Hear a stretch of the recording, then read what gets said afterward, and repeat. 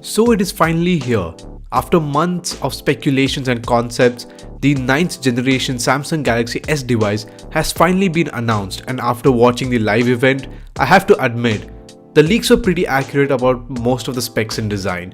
I have been using the Samsung Galaxy S8 Plus for the past 10 months and I have had a stellar user experience, but it's not perfect, so I hope the new S9 and S9 Plus would address some of these issues I and probably other users had.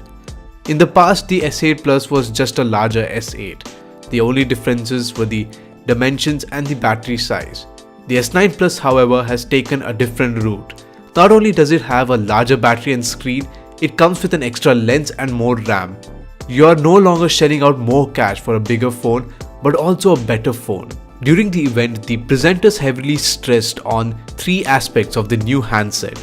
The camera, which is really evident with the S9 slogan, Bigsby, Samsung's rather polarizing voice assistant, and augmented reality.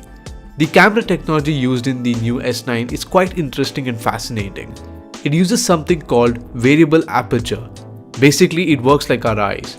When our surroundings are really bright, our pupils constrict to restrict the amount of light entering into our eyes, and when it's dark, the pupil gets bigger to take in more light. The S9's camera follows the same principle, with the aperture ranging from f1.5 to f2.4.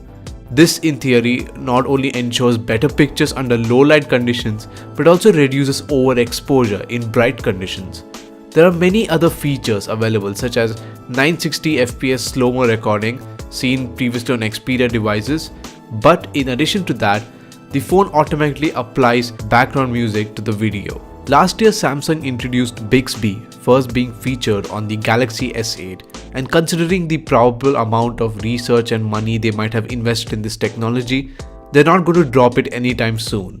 Bigsby can translate languages in real time, learn about the surroundings, or purchase products. By the way, do you remember Emojis? Well, Samsung has their own iteration of that called AR Emoji, which scans your face and creates an emoji which looks and sounds like you.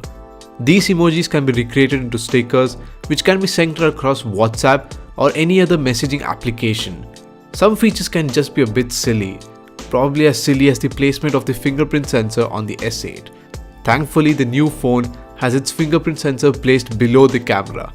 The sound output has also been improved upon by having AKG tuned speakers, which supports Dolby Atmos surround sound, and combining this with the same big, beautiful and bright infinity display which I love, the mobile viewing experience is further enhanced. The UI looks almost the same as the predecessor, but the home screen can now be viewed in the landscape mode as well.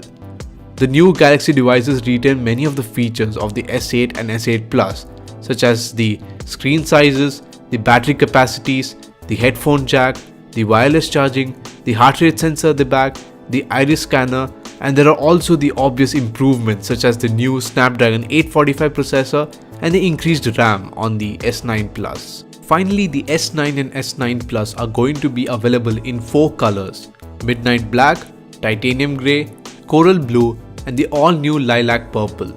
I have not tried and tested both of these devices, so I can't really tell how good they are, but as far as I've learned about them, it's a significant upgrade, but I don't think it would be worth replacing my current phone. It's a high-end Samsung phone, so it's not going to come cheap.